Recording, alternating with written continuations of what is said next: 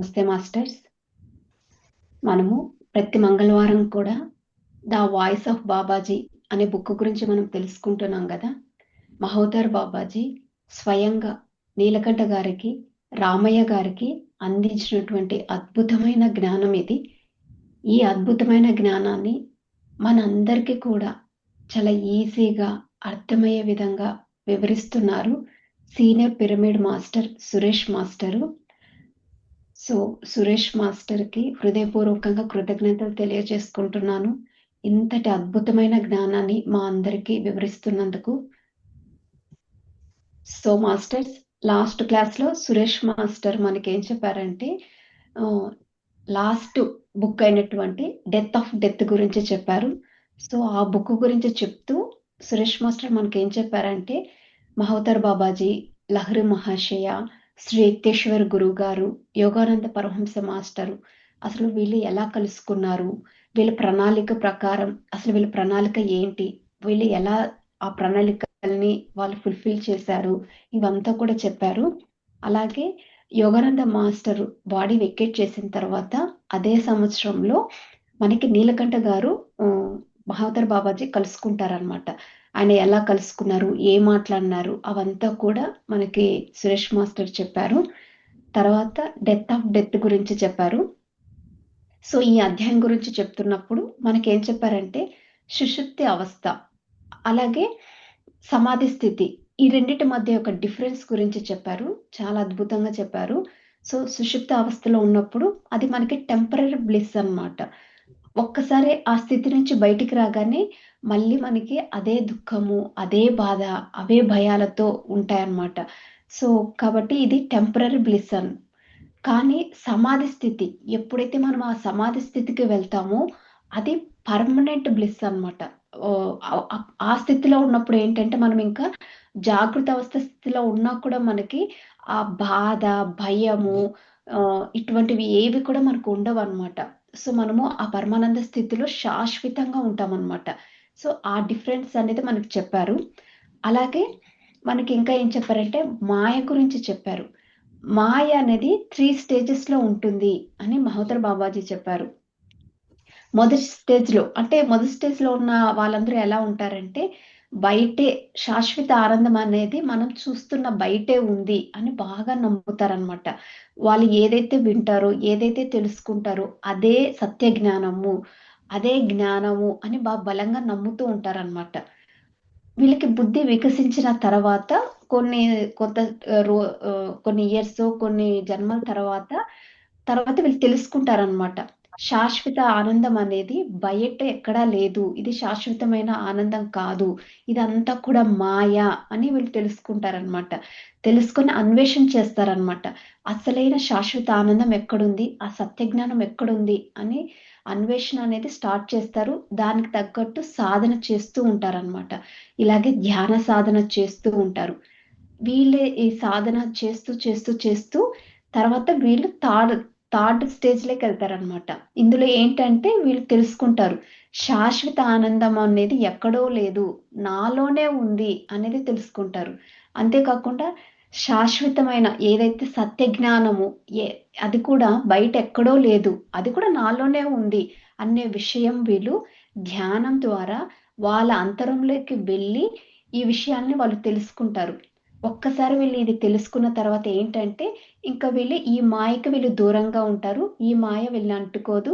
ఇంకా తర్వాత వీళ్ళు అందరూ ఉన్న సంతోషంగా ఉంటారు, ఎవరు లేకపోయినా సంతోషంగా ఉంటారు, తిండి తిన్నా తినకపోయినా ఇంకా వీళ్ళు సంతోషంగానే ఉంటారు. ఎందుకంటే ఆ సత్యము అదంతా కూడా ఆ పరమానందము వీళ్ళ లోపలే అన్న విషయం వీళ్ళు తెలిసేసుకున్నారు కాబట్టి. తర్వాత సురేష్ మాస్టర్ మనకి ఇంకా ఏం చెప్పారంటే మనస్సు గురించి చెప్పారు. సో మనసుకి ఆహారం ఎక్కడి నుంచి వస్తుంది అంటే ఈ పంచేంద్రియాల నుంచే వస్తుంది అని చెప్పారనమాట.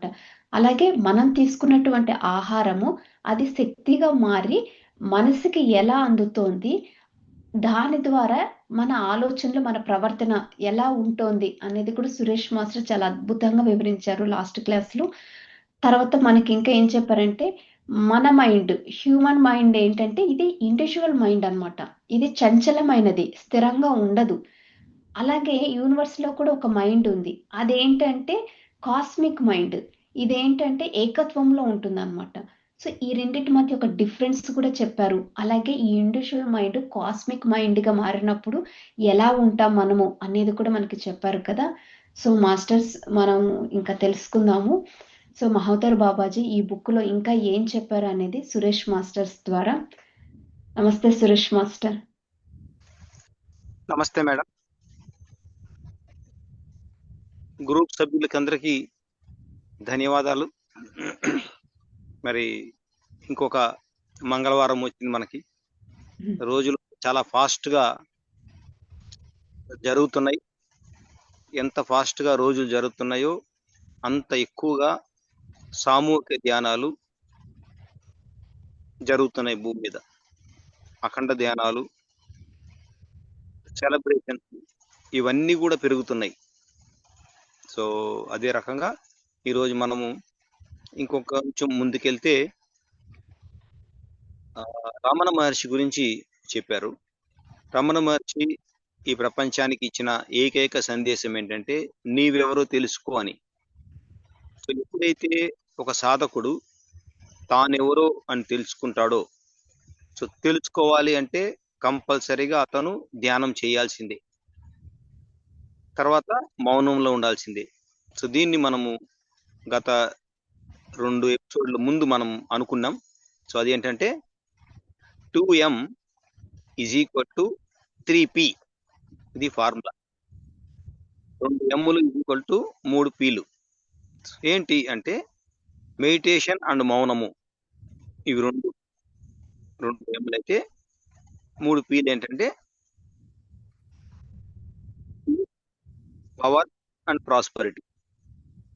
ఎవరైతే మౌనము ధ్యానంలో ఉంటారో, మౌనం అండ్ మెడిటేషన్, వాళ్ళకి వచ్చే రిజల్ట్స్ ఇవి 3: ప్రశాంతత, పవర్, అధికారము, ఇంకొక రకంగా స్వయం నియంత్రత్వం అనుకోవచ్చు. మూడోది ఎదుగుదల, ఆత్మ యొక్క ఎదుగుదల. ఈ 3 వస్తాయి. సో మనం ఇక్కడ గుర్తుపెట్టుకోవాల్సింది ఏంటంటే బాబాజీ చెప్పేది, సిద్ధుల వల్ల మీకు ఈ 3 రాలేదు. ధ్యానం చేస్తే మనకు సిద్ధులు వస్తాయి, కానీ సిద్ధుల యొక్క ఫలితం కాదు మీకు మీరు అనుకున్నది జరిగేది, అనుకోకుండా మీకు కావాల్సింది వచ్చేది. ఇవన్నీ సిద్ధుల వల్ల కాదు. ఎవరైతే సాధకుడు సాధన చేసే సమయంలో ఎంతో నిస్వార్థ సేవ చేశాడో, ప్రపంచానికి కానీ ప్రకృతికి కానీ అందరికీ, దాని యొక్క ఫలితమే ఈ యొక్క మీరు అనుకున్నా అనుకోకపోయినా వచ్చే మీకు లాభాలు. సో అవి సిద్ధుల్ని ఉపయోగించినట్టు కాదు, అవి సహజంగానే వీళ్ళు చేసిన పనికి ప్రకృతి మాత ఇచ్చిన ఫ్రూట్స్, అంటే బెనిఫిట్స్ అని చెప్పడం జరిగింది. సో మిరాకిల్ అంటారు, అనుకోకుండా జరిగిపోయింది అంటాడు. అది మిరాకిల్ కాదు. నువ్వు ఆల్రెడీ దానికి అర్హుడవు, నువ్వు నిస్వార్థంగా సేవ చేసావు, నీ ధ్యానం నువ్వు చేసుకుంటున్నావు, నిన్ను నువ్వు తెలుసుకున్నావు కాబట్టి నీకు ఏది రావాలనో అది ప్రకృతి ఇచ్చింది, నువ్వు అడిగినా అడగకపోయినా. సో అక్కడ సిద్ధి ఉపయోగించనే లేదు.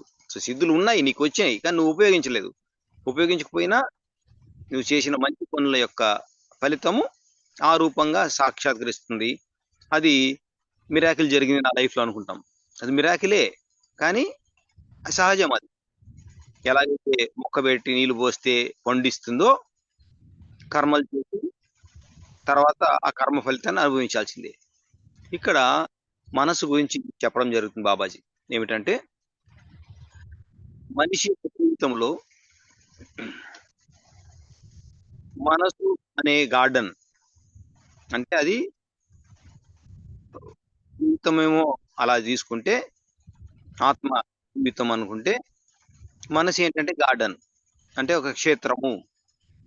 ఆ గార్డెన్ అంటే ఆ క్షేత్రంని మనం ఎంతో జాగ్రత్తగా కల్టివేట్ అంటారు, పండించాలి. ఏంటంటే ఆ క్షేత్రంలో మీరు ఏ విత్తనాలు వేస్తే, దేనికి శక్తినిస్తే అటువంటి పంటే మీకు ఫలితంగా వస్తుంది. సో నార్మల్గా జనరల్గా అందరూ ఆ మైండ్ అనే గార్డెన్ లో ఏది పడితే అది వేస్తూ ఉంటారు.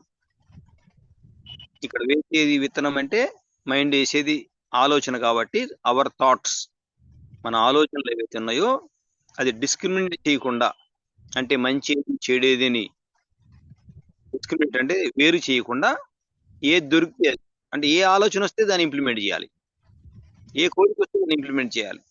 అప్పుడు ఏమవుతుందంటే ఆ గార్డెన్ ఈవిల్ అండ్ గుడ్ రెండిట్లో ఆ గార్డెన్ పెరుగుతుంది. అంటే దానిలో రెండు రకాల ఫలితాలు ఉంటాయి, మంచివి ఉంటాయి, చెడు ఉంటాయి. కానీ ఒక సాధకుడు ఎప్పుడు కూడా ఏం చేయాలి అంటే ఆ కల్టివేట్ చేసే ముందే ఇది అవసరమా లేదా, ఈ థాట్ నాకు మంచి దారినిస్తుందా చెడు దారినిస్తుందా అని ఫలితాన్ని ముందే తెలుసుకొని ఆ గార్డెన్ ఎంటీ ఉన్నా పర్లేదు కానీ విత్తనం నాటేది అంటే ప్రతి ఆలోచన నాటేటప్పుడు మాత్రం బుర్ర పెట్టి అది లోక కళ్యాణం కోసమో లేకపోతే నా కళ్యాణం కోసమో అయితేనే ఆ థాట్ రిలీజ్ చేయాలి, ఆ విత్తనం నాటాలి. ఎందుకంటే ఈ థాటే నీ జీవితం యొక్క రూపుని, గమ్యాన్ని చేరుస్తుంది, మనసు అనే తోట. సో అక్కడ మంచి ఆలోచనలే ఉండాలి. ఎందుకంటే ఆలోచనల ద్వారానే ఆ గార్డెన్ ఎంతో అద్భుతంగా తయారవుతుంది. తర్వాత రాబోయే కాలంలో వాటి ఫలితాలే నీ జీవితంలో పూలుగా, పండ్లుగా ఇవన్నీ వస్తాయి. సో థాట్స్ అన్ని నువ్వు ముళ్ళ చెట్లు లేకపోతే పనికిరాని ఇవి ఇవి పెట్టుకున్నారనుకోండి, రిజల్ట్ దాని లెక్కే వస్తుంది. సో మనం డిస్క్రిమినేట్ చేయాలి.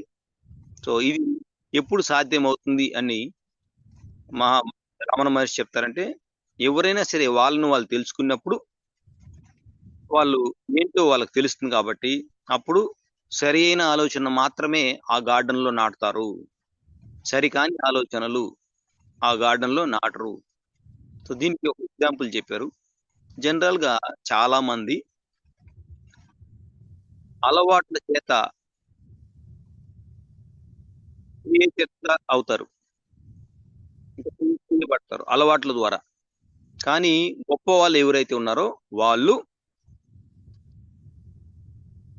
అలవాట్లని క్రియేట్ చేసుకుంటారు. ఇక్కడ క్వైట్ ఆపోజిట్, అంటే మైండ్ ని ఎలా వాడుకోవాలనేది.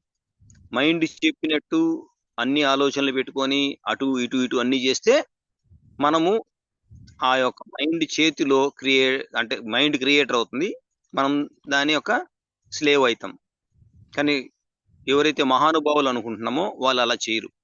వాళ్ళు ఏం చేస్తారంటే అలవాట్లని క్రియేట్ చేసి ఆ అలవాటుని వాళ్ళ జీవితంలో నాటుకుంటారు, కల్టివేట్ చేస్తారు, దానికి ప్రతిరోజు ఎనర్జీ ఇస్తూ ఉంటారు.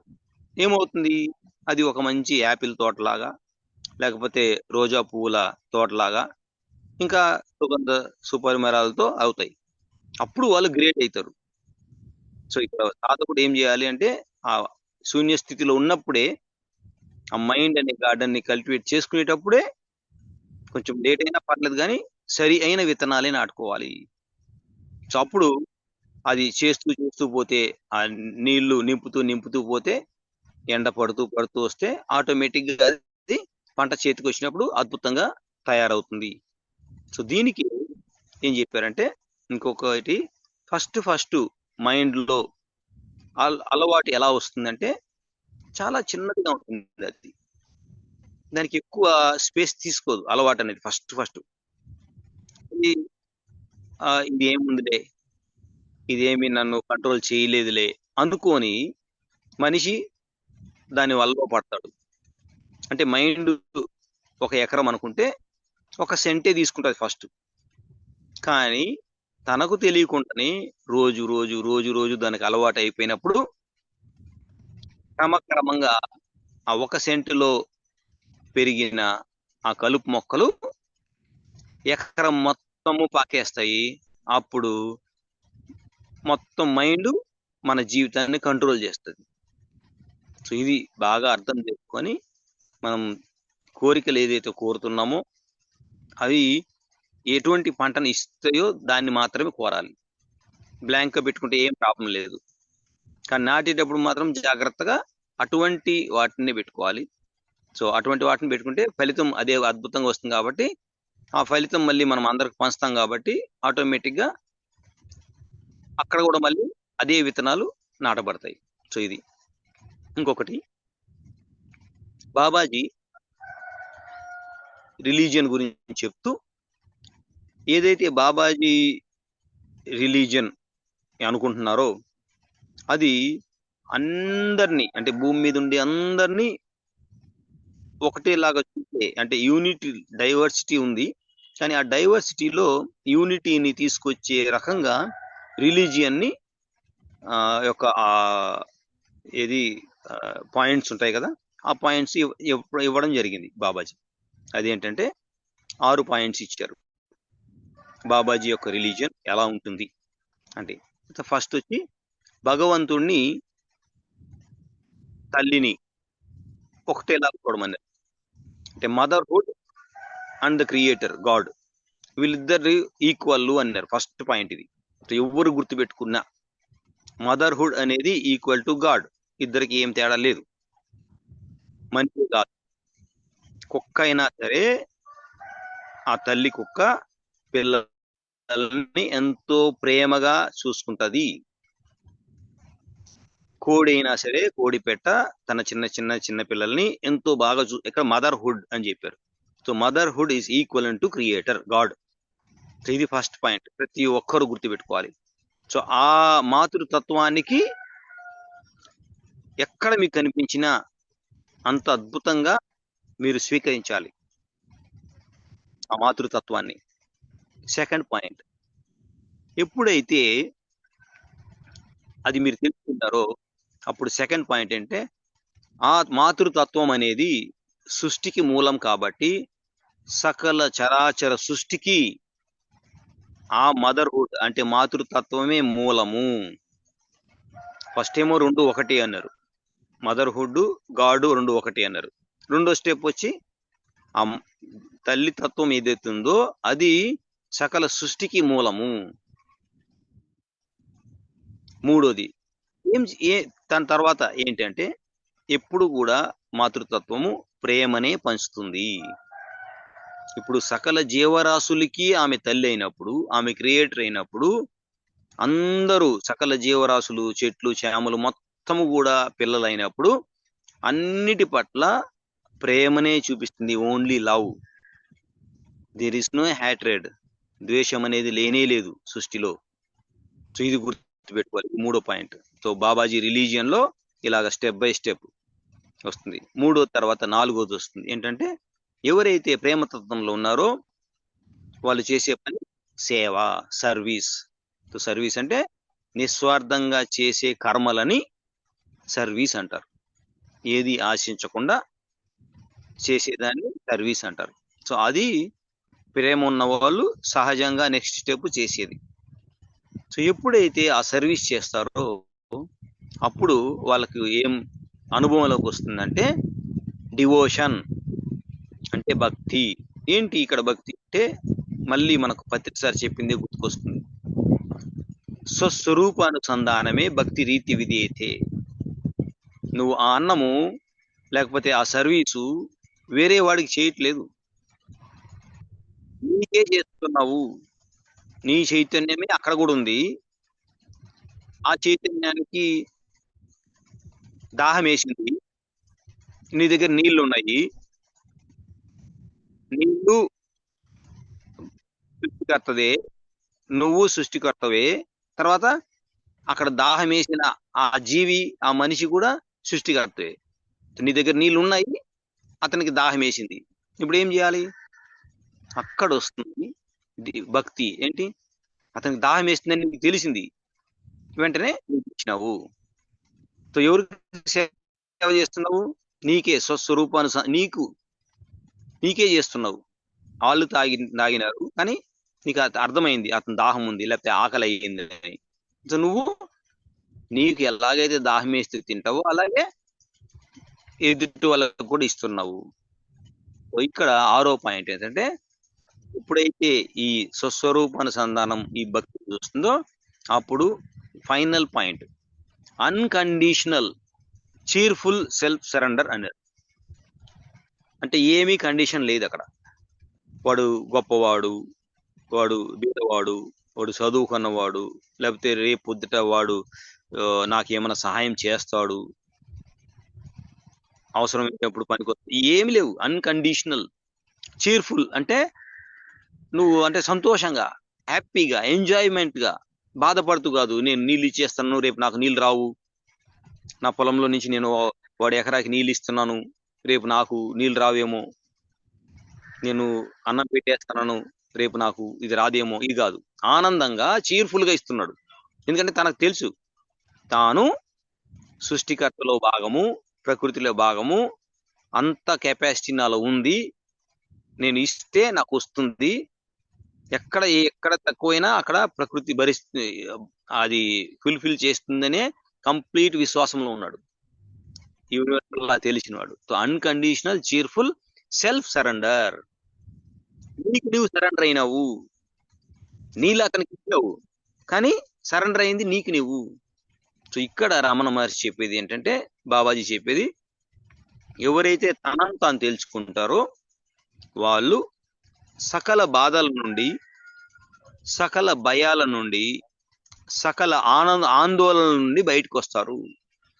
మనకు మనం తెలియనంత వరకే ఇవి మూడు ఉంటాయి: పెయిన్, సారో అండ్ వరీ.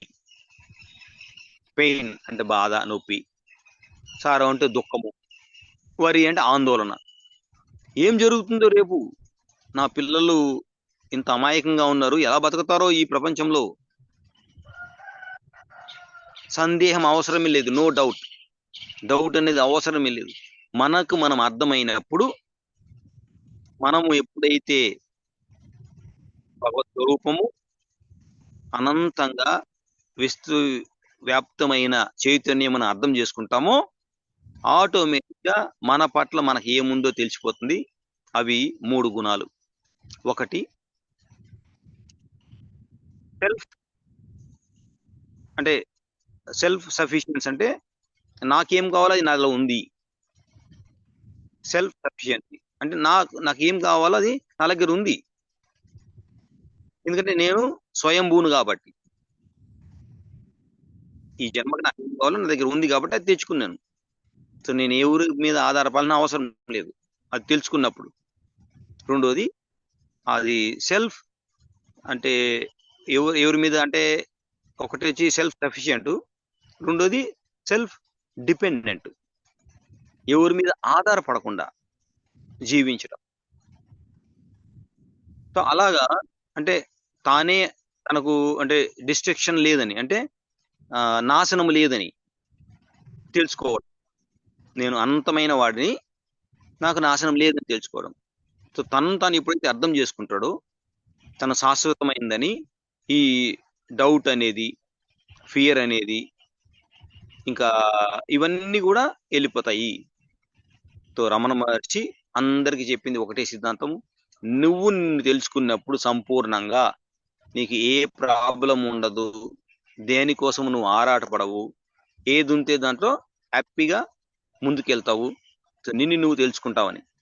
అప్పుడు మరి బాబాజీ ఏం చెప్తారంటే, నీలకంఠం గారికి, మనిషి ఆ మైండ్ అనే దాన్ని ఈ మాదిరిగా బాగా కల్టివేట్ చేసుకొని, దాంట్లో ఉండే ఫలితాలని తాను అనుభవిస్తూ అందరికీ పంచితే ఆ గార్డెన్ మొత్తము ఒక స్వర్గం లాగా తయారవుతుంది. కాబట్టి తన పవర్ మొత్తం తనకు తెలుస్తుంది. ఏంటి తన పవర్ అంటే, తన యొక్క ప్రకాశము, ఇది సెల్ఫ్ అర్థమైంది కాబట్టి ఆ సెల్ఫ్ యొక్క ప్రకాశము ఎలా ఉంటుందంటే, కొన్ని మిలియన్స్ ఆఫ్ సన్స్ అన్నారు, అంటే సూర్యుళ్ళు, మిలియన్స్ ఆఫ్ సూర్యుల్ని కంపేర్ చేసిన ఆత్మ యొక్క ప్రకాశమే బ్రైట్ గా ఉంటది అన్నారు. చూడండి, అంటే భౌతికంగా మనకు ఒక సూర్యుడు ఈ భూమికి సర్వము ఇస్తున్నాడు, జీవము దగ్గర నుంచి, వెలుగు దగ్గర నుంచి అన్ని ఇస్తున్నాడు. కానీ ఆత్మ యొక్క వెలుగు, ఒక మనిషి తనను తాను తెలుసుకుంటే అది ఎంత ప్రకాశవంతమైందంటే, మిలియన్స్ ఆఫ్ సన్స్ ఒక చోట ఉన్న ఆత్మ యొక్క వెలుగే చాలా బ్రైట్ గా ఉంటుంది అని చెప్పడం జరిగింది. సో ఇది ఎప్పుడైతే ఒకరినొకరు తెలుసుకుంటారో అప్పుడు మాత్రమే వాళ్ళకి అర్థమవుతుంది. ఎప్పుడైతే అంత వెలుగు ఉండిందో మనం చేయాల్సిన మొట్టమొదటి పని, వెలుగు ఉంది కాబట్టి మీరేమి వెలుగు కోసము, ఆనందం కోసము వెతకని అవసరం లేదు. ఇప్పుడు అందరూ వెతుకుతున్నారు. ఆనందం ఎక్కడో ఉంది, ఆరోగ్యం ఎక్కడో ఉంది, సంపదలు ఇంకెక్కడో ఉన్నాయని. మీరు వెతకాల్సిన అవసరమే లేదు. అది ఆల్రెడీ మీలో ఉంది అని తెలుసుకున్నప్పుడు మనం చేయాల్సిన మొట్టమొదటి పని, ఆలోచనల్లో ఉండే డెవిల్కి అంటే నకారాత్మక ఆలోచనలకి నీరు పొయ్యొద్దు. మీ పొలంలో నకారాత్మక అంటే సరికాని ఆలోచనలు, ఒకరు చెడు కోరడం కానీ ఇంకా రకరకాలుగా అటువంటి డెవిల్స్ అంటారు అవి ఈవిల్స్. ఆ ఈవిల్ అనే దాన్ని మైండ్లో ఉండి, ఈవిల్ కూడా రెండు ఉన్నాయి, కానీ దాన్ని కంప్లీట్గా తుడిచివేస్తే రెండో వైపు ఉండి దైవత్వం మాత్రమే. సో దైవత్వానికి మాత్రమే నీళ్లు పోస్తూ వస్తే, దీన్ని ఎంటర్టైన్ చేయకపోతే అది ఏమవుతుంది, ఆ పంట పండనే పండదు. సో లైఫ్ మొత్తము ఆ కాంతి, ఆ వెలుగు, ఆ ప్రకాశము అలాగే ఉంటుంది. సో ఇది మైండ్ని బాగా మనం స్టడీ చేసి ఎప్పుడైతే ఇలా ఫాలో అవుతామో, ఇదే మైండ్ ఇప్పుడు డైవర్సిటీలో కూడా ఆనందాన్ని చూసుకొని దాన్ని బాగా అనుభవిస్తూ, అప్పుడు ఈ మైండ్ నుంచి కాస్మిక్ మైండ్ అవుతుంది. ఎందుకంటే దీనికి ఇప్పుడు స్వార్థం లేదు, ఇది నిస్వార్థంగా పనిచేస్తుంది, ఒకరి కోసం కోరట్లేదు, అందరి కోసం కోరుతుంది. సో ఇప్పుడు ఇదే మైండ్ ట్రాన్స్ఫార్మర్ అయ్యి ఏం చేస్తుంది, ట్రాన్స్ఫార్మ్ అయిన తర్వాత కాస్మిక్ మైండ్ గా లోక కళ్యాణం కోసం పనిచేస్తుంది. So super mind and super consciousness అక్కడ ఏకత్వం ఉంది కాబట్టి అప్పుడు రెండు ఒకటే అయిపోతాయి. సో అది అలాగా. మరి ఈరోజు కొంచెము తక్కువ సమయం తీసుకున్నాను, ఏమనుకోకండి. ఎందుకంటే లాస్ట్ 3-4 డేస్గా బయటకు వెళ్ళి క్లాసులు జరిగినాయి. పౌర్ణమి వచ్చింది, ఇంకా బయట ఫుల్ డే క్లాసులు ఇవన్నీ వచ్చినాయి కాబట్టి మరి బుక్ ముందుకు చదవలేకపోయాను. సో ఆ చదివిన దాంట్లోనే ఈరోజు మనకి ఈ 3-4 పాయింట్స్ తెలుసుకోవడం జరిగింది. సో యాక్చువల్గా చెప్పాలంటే చాలా చాలా చాలా ఇంప్రూవ్మెంట్ చూసి, ఆధ్యాత్మికంగా భూమి మీద జరుగుతున్న పరిణామాలు చాలా ఆనందంగా ఉంది. ఎందుకంటే సారు యొక్క సామ్రాజ్యం ఎంత విస్తారంగా వెళ్తుంది. ఆ జ్ఞానం అనే సూర్యుడు ఏదైతే పత్రి సార్ నాటారో అది ఇప్పుడు ఎంతో మంది చేత ఎన్నో రకాలుగా విస్తరిస్తుంది. సో ఇంకా ఆనందంలోనే ఉన్నాను. సో ఎక్కువ కూడా సైలెన్స్కి వెళ్ళిపోవాలనే ఉంటుంది, కానీ మనం కమిట్మెంట్ చేసాం కాబట్టి ఇంకా 2-3 వారాల్లో ఈ బుక్ మనం కంప్లీట్ చేద్దాం. బట్ నేచర్ అయితే మనల్ని సైలెంట్గానే ఉండమంటుంది. సో దాని గురించి బాబాజీ ఏం చెప్తారంటే, ఈ యొక్క గందరగోళమైన శబ్దం చేస్తే ఏదో అధికారం వస్తుంది, అందరూ గౌరవిస్తారు, నాకు భయపడతారు అనే ఈ గందరగోళమైన ప్రపంచంలో పవర్ ఎక్కడుందంటే ఆ అలల లోపల ఒక సింహాసనం ఉంది. ఆ సింహాసనం పైన సైలెన్స్ అనే రాజు కూర్చొని ఉన్నాడు. ఎవరైతే సైలెన్స్ ఉంటారో వాళ్ళు ఈ యొక్క గందరగోళమైన లోకాన్ని పట్టించుకోకుండా తన లోపలికి తను వెళ్ళినప్పుడు ఆ డీప్ వాటర్లో, తనలో డీప్లో అద్భుతమైన ఒక బంగారు సింహాసనం ఉంది. ఆ సింహాసనంలో సైలెంట్గా కూర్చో ఉన్నాడు రాజు అనేవాడు. సో అందరూ ఈ భటులను చూసి, ఈ గోల చూసి వీళ్ళు రాజ్యం వెళ్తున్నారు అనుకుంటున్నారు, కానీ అసలు రాజ్యం వెళ్ళేది సైలెన్సే. వాళ్ళు బయటికి కనపడరు. సో మనము సైలెంట్ ఉండాలి, సైలెంట్గా అది సాధన చేయాలనుకుంటే అడవుల్లోకి వెళ్ళి ఇంకా రూమ్లో తలుపేసుకొని సైలెంట్ చేసేది నార్మల్ మనుషులు చేసేది. కానీ కుటుంబంలో ఉంటూ ఈ గందరగోళ ప్రపంచంలో అందరితో ఉంటూ నువ్వు సైలెంట్ మెయింటైన్ చేయగలిగితే అప్పుడు నువ్వు గ్రేట్ పర్సన్. వాళ్ళ పట్ల కూడా బయట ఎన్ని అలలున్నా దాన్ని పట్టించుకోకుండా అక్కడ కూడా నువ్వు ఏకాంతాన్ని చేరుకోగలిగితే అప్పుడు నువ్వు ఈ భూమి మీద ఏదో సాధించిన వాడు అవుతావు. సైలెంట్ కి అంత పవర్ ఉంది. బయటికి వెళ్ళి 1 రోజు 3 రోజులు ధ్యానం చేసి మౌనం చేసి వచ్చేది కాదు. అంత గందరగోళంలో ఉంటే కూడా నీ యొక్క మనసు అంత నిశ్చలంగా ఉంటే అప్పుడు అక్కడ కూర్చొని ఉండే ఆ సైలెన్స్ నువ్వే అని అర్థమవుతుంది. అక్కడ వేరే ఏదో పవర్ కాదు, నువ్వే అక్కడ పవరు. బయట ప్రపంచము గందరగోళము. సో నువ్వు అప్పుడు కంప్లీట్ గా నీ మీద నీ కంట్రోల్ వస్తుంది. ఎవరైతే తన మీద తాను ఫుల్ కంట్రోల్ వస్తుందో అప్పుడు మా దృష్టి మీ మీద పడుతుంది. అంతవరకు చూస్తూ ఉంటాం కానీ మీ జోలికి మేము రాము. ఎవరైతే ఈ మాదిరిగా తను తాను ఫుల్ కంట్రోల్ చేసుకొని ఉంటాడో వాళ్ళు మేము చెప్పేదానికి స్పందిస్తారు. చాలా తక్కువ మందిని మేము ట్యాప్ చేస్తాము, కొంతమందితో మేము మాట్లాడతాము. ఎక్కువ మందికి వాళ్ళకు తెలియకుండానే వాళ్ళ అవసరంకి ఎప్పుడెప్పుడు సత్య మార్గంలో ధర్మం రావాలో మేము హెల్ప్ చేస్తాము కనపడకుండా. సో 3 విధానాలు. తాను తెలుసుకున్న వాడికి ట్యాప్ చేస్తారు.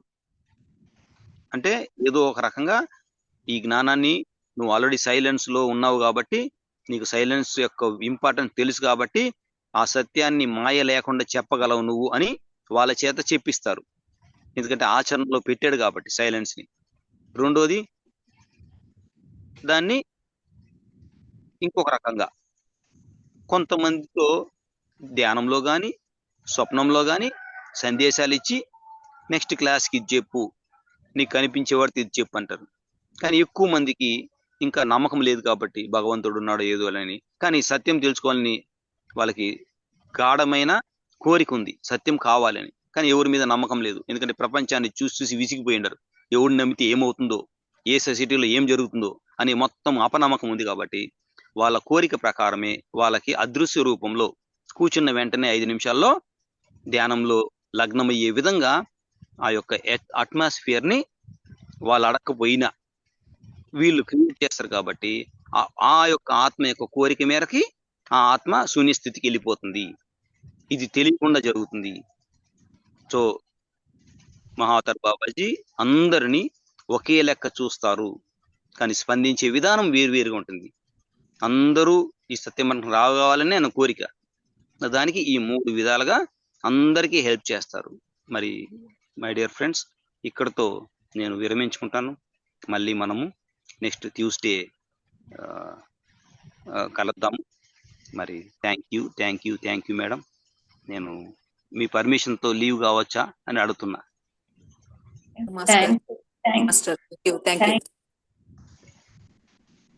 Thank you so much master. అసలు ఎంత బిజీ షెడ్యూల్లో కూడా ఈ మంగళవారాన్ని మిస్ అవ్వకుండా మాకు కనీసం ఒక హాఫ్ అన్ అవర్ అయినా చెప్తున్నారు. పిఎంసీలోనే మీకు బిజీగా ఉన్నారని ఎప్పుడో ఒకసారి వచ్చి క్లాస్ చెప్తున్నారు. అటువంటిది మా గ్రూప్కి మీరు మిస్ అవ్వకుండా వస్తున్నారంటే నిజంగా ఎంతో కృతజ్ఞతలు మీకు తెలియజేసుకుంటున్నాను నేను. Thank you so much Suresh master. Thank you master. Thank you master. Leave అవ్వండి. Thank you master. Thank you so much master. Thank you so much master. Thank you మాత్రం నాకు చాలా బాగుంది, ప్రశాంతంగా ఉంది చూస్తుంటే. అందుకే ప్రతి ఒక్కరూ ప్రకృతిలో ఉంటే సహజతత్వము ఆటోమేటిక్ గా వస్తుంది అంటారు. సాధన నెగిటివ్ ఆలోచన ఉండవు. ఎక్కడ నెగిటివ్ ప్రకృతి ఉంటది. చాలా బాగుంది ఈరోజు. పెద్దకోటి వందనాలు మాస్టర్. లాస్ట్ టైం మాట్లాడలేకపోయాను మాస్టర్. నేను చాలా బాగుంది. లాస్ట్ వీక్ బాగుంది, ఈ వీక్ బాగుంది మాస్టర్. తెలియని మనుషులకు తెలియజేసింది చాలా గొప్పతనం మాస్టర్. శతకోటి వందనాలు మాస్టర్ కి. ఇంకా ప్రతిరోజు ఇలాగే ఉంటుంది అన్నారు బాబాజీ. ప్రతిరోజు పంటే మీకు ఎంత కావాలంటే అంత జ్ఞానం ఇవ్వడానికి బాబాజీ రెడీగా ఉన్నారు, పత్రి సార్ రెడీగా ఉన్నారు. మీరు ఎవరిని టచ్ చేసినా వాయిస్ మాత్రము పరమ గురువులదే అవుతుంది. ఈ ఫేసులు మారచ్చు, ఈ ప్లేసులు మారచ్చు, కానీ సత్యం మాత్రం అక్కడి నుంచే వస్తుంది. దాన్ని డిస్క్రిమినేట్ చేసి మనిషిని వాల్యూ చేయకుండా ఆ జ్ఞానానికి మాత్రం వాల్యూ ఇస్తే మనము మళ్ళీ మాయలో పడం. అది మనుషులను చూడండి, జ్ఞానాన్ని మాత్రమే డిస్క్రిమినేట్ చేయండి. అది మనసు ఇస్తుందా, ఆత్మ ఇస్తుందా? మనసిస్తే స్వార్థం ఉంటుంది. నా పేరు పొగడాలి, నన్ను అందరూ పొగడాలి, నాకు అందరూ ట్రీట్మెంట్ ఇవ్వాలి, నాకు ఒక పదవి ఇవ్వాలి. ఇది మనసు. ఏమీ లేకపోయినా ఈ జ్ఞానం వెళ్ళిపోతే చాలు, అందరి జీవితాలు బాగైతే చాలు, నేను ఎంతన్నా కష్టపడతాను అనుకుంటే అది ఆత్మ. అందరిలో ఉంది. మీరు కూడా నాకు తెలిసి అంతే తాపత్రయపడుతున్నారు. ధ్యానం చేసి ఇంకా 10 మందికి నేను చెప్పాలి. ఎంతో మంది కష్టాల్లో ఉన్నారు, ఈ సమయంలో ఎంతో మంది సఫర్ అవుతున్నారు, ఇది నా బాధ్యత అని తీసుకున్నారు. కాబట్టి మీరు జూమ్ నడిపిస్తున్నారు. ప్రతిరోజు ధ్యానం అంటే ఆటోమేటిక్ గా మీరు స్ప్రెడ్ చేస్తున్నారు. ఒక సమయం ఇచ్చారంటే ఆటోమేటిక్ గా ఇంతకుముందు బాబాజీ చెప్పినట్టు మీ జీవితాల్లో, మనందరి జీవితాల్లో ఫ్రూట్స్ అనేటివి మనం అనుకోకుండానే 100 రెట్లు 1000 రెట్లు అలాగా ప్రవహిస్తుంది. ఇది గమనించండి. ప్రయత్నం చేయాల్సిన అవసరం లేదు. ఇప్పుడు మీరు ఈ ట్రూత్ ని స్ప్రెడ్ చేస్తూ పోతే ఆ ట్రూత్ యొక్క ఫలితము మన ఒళ్ళో పడతా ఉంటది. Just enjoy. చాలా బాగా చెప్పారు మాస్టర్. చాలా బాగుంది master. Thank you so much. ఇంకా మీ టైం ఎక్కువ తీసుకోము, యూ క్యారీ ఆన్. మీరు విశ్వానికి ఎంతో సేవ చేస్తున్నారు. మా తరపున కూడా మీకు హృదయపూర్వక ధన్యవాదాలు. Thank you master. Next week time తీసుకుందాం. షూర్. సరే థ్యాంక్ యూ మాస్టర్. చాలా బాగుంది క్లాసు. Thank you. తెలియని విషయాలు ఎన్నో చెప్పారు. చాలా బాగుంది.